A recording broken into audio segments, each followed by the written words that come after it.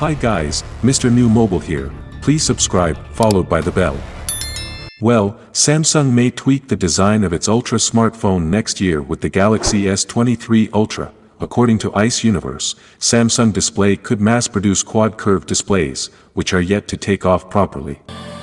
The switch to quad-curved displays would give the Galaxy S23 Ultra a different look compared to the Galaxy S22 Ultra, which relies on a dual-curved solution. The Galaxy S22 Ultra arrival is one of the best Samsung has showcased this year, with Samsung unveil at whole Galaxy S22 series on February 9 at its Galaxy Unpacked event.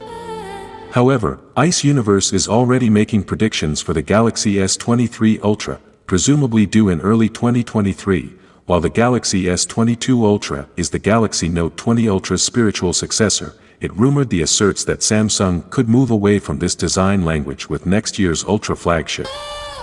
The leaker speculates that Samsung could introduce quad-curved displays to the Galaxy S23 series, the likes of which Huawei pioneered with the P40 Pro and P40 Pro Plus.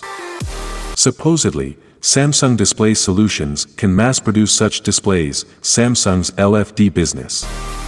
Ice Universe has not explained why they prefer quad-curved displays over dual-curved ones though, nor what benefits they bring. Also, it is worth pointing out that the leaker also predicted that quad-curved displays would become the norm among flagship smartphones.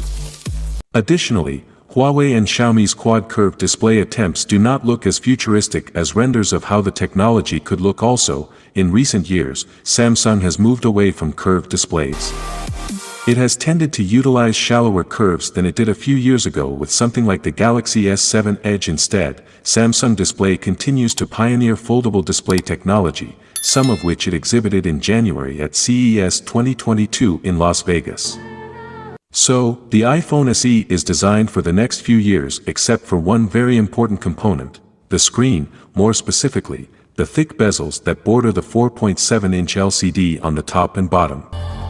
It's a tired design straight out of 2017 that makes an already small screen feel even smaller than it could be. That's a shame because, otherwise, the SE is a fantastic mid-range phone. With a starting price of $429, it will give you an excellent return on your investment since it will almost certainly get software updates for years to come.